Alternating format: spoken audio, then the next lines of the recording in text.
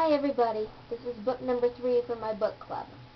I did a book from a series this time, and I actually listened to it on audiobook. I got the book from Recorded Books, and it is narrated by Johanna Parker. This is called Twilight, and it's the final book in the Mediator Series by Meg Cabot. Meg Cabot also wrote The Princess Diaries, which got made into a Disney movie starring Anne Hathaway and Julie Andrews. Since you probably haven't read the entire Mediator series, I'll give you a little bit of background. The main character is Suze Simon, who is a mediator.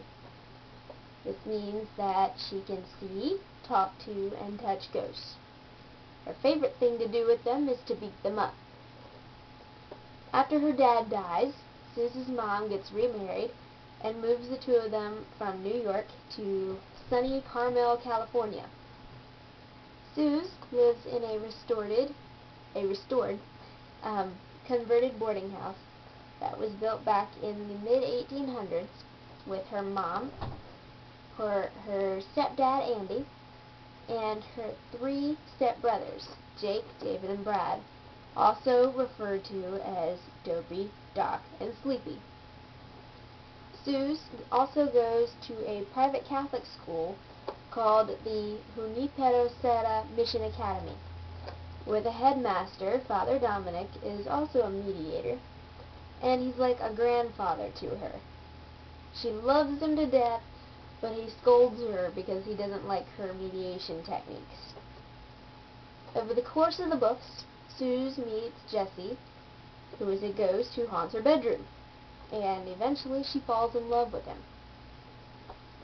When he finally returns her affections, however, another mediator named Paul shows up in the story. Paul is warm for Suze's form, as Suze puts it, but she wants nothing to do with him because he's kind of creepy. So, over the course of 2 books, they meet, they fight, Paul stalks Suze, Paul nearly kills her, and Paul schemes to get rid of Jesse in any way he can. One attempt involves exorcising Jesse to purgatory, where a very mad Suze risks her life to get Jesse back. But no matter what happens, Paul fascinates Suze because he knows things about mediators that no one has ever imagined before, like the fact that they can wander between the spirit world and Earth without personal harm, and that they can travel back in time to prevent the death of a ghost that they are helping.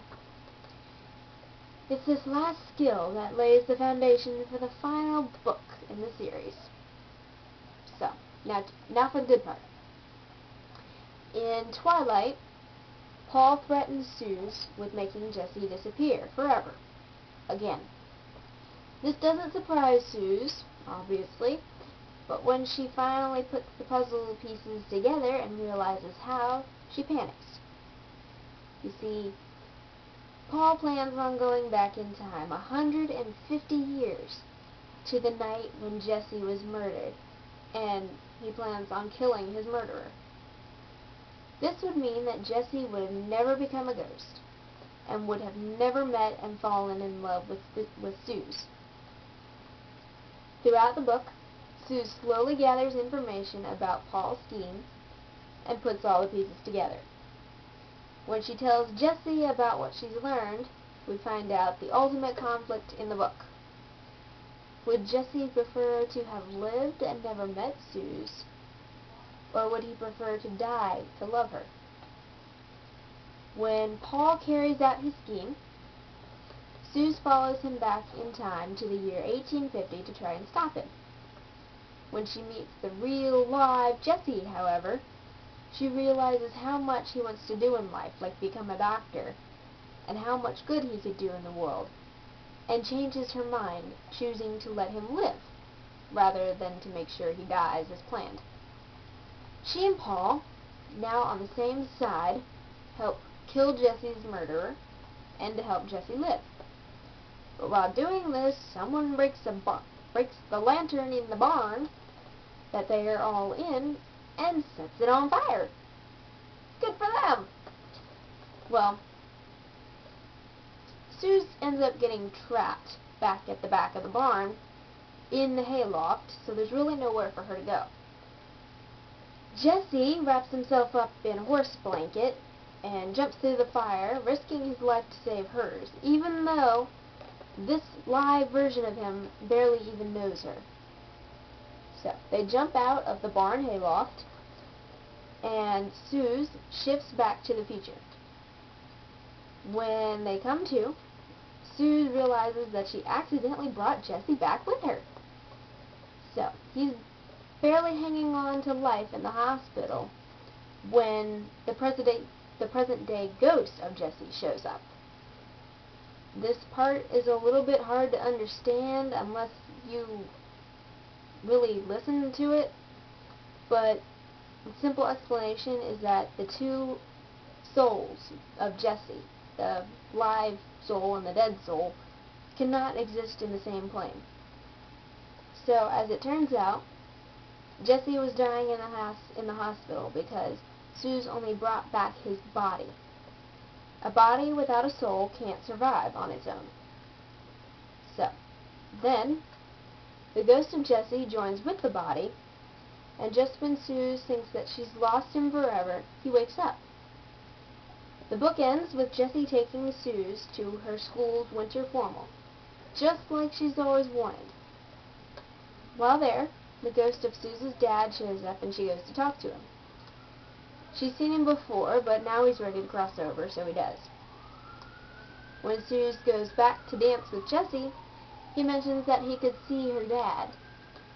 Suze is stunned because now this means that Jesse is a mediator, probably because he was a ghost before, and he has the ability to see ghosts when he's a ghost. So, Suze gets over it eventually, and they end the final chapter dancing in each other's arms. I really do recommend this book, especially if you are into sappy chick lit, like I am. The conversations between Jesse and Suze just make you want to melt. They're so sweet. So, I would give the whole story a 10 out of 10, especially the final book, especially the final chapter of the final book. So, once again, well, it's called Twilight by Meg Cabot, and it is the last book in the Mediator series. As for listening to it on audiobook, it's more entertaining and you can get more emotion and more voice out of it, and I highly recommend doing it this way. But physically reading the book has its rewards as well, like being able to read it outside of your house when you finally get hooked on it. And that's a problem I had. So, go read it or listen to it. It's highly entertaining, and I'm sure that you will enjoy it. Happy reading!